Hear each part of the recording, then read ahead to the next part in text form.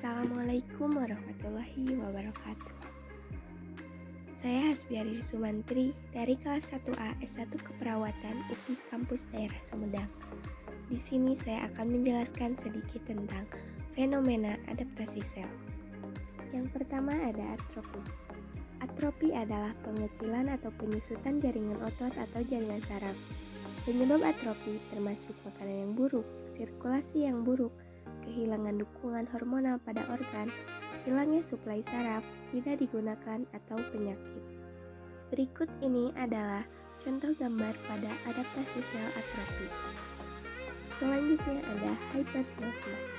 Hypertrofi adalah peningkatan volume organ atau jaringan akibat pembesaran komponen sel.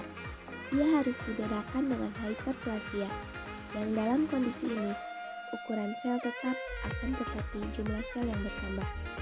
Meskipun hypertrofi dan hyperplasia adalah dua proses yang berbeda, seringkali muncul bersamaan, seperti dalam kasus proliferasi yang dirangsang hormon serta perbesaran sel pada rahim saat kehamilan. Berikut adalah contoh gambar adaptasi sel hypertrofi yang ditandai bertambah besar ukuran sel karena bertambahnya jumlah ultrastruktur dalam sel bukan disebabkan karena bertambahnya cairan di dalam sel.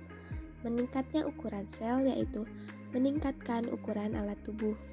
Hypertrofi sering terjadi pada otot skelet dan otot jantung. Selanjutnya yaitu hyperplasia.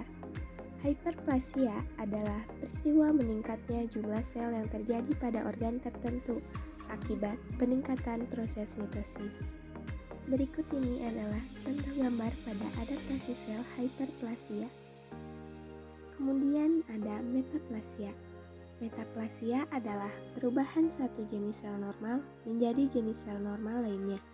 Metaplasia sering terjadi sebagai suatu proses maturasi sel atau sebagai mekanisme adaptasi terhadap stimulus dari luar tubuh.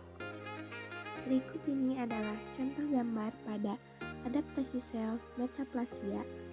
Selanjutnya yaitu nekrosis. Nekrosis adalah bentuk cedera sel yang mengakibatkan kematian prematur sel-sel pada jaringan hidup dengan autolisis. Berikut yaitu contoh gambar pada adaptasi sel nekrosis. Selanjutnya yaitu apoptosis. Apoptosis adalah penyebab terprogram, alami, dan tertarget kematian sel. Apoptosis sering memberikan efek menguntungkan bagi organisme. Nekrosis hampir selalu merugikan dan bisa berakibat fatal. Berikut ini adalah contoh gambar adaptasi sel apoptosis. Sekian yang dapat saya sampaikan. Wassalamualaikum warahmatullahi wabarakatuh.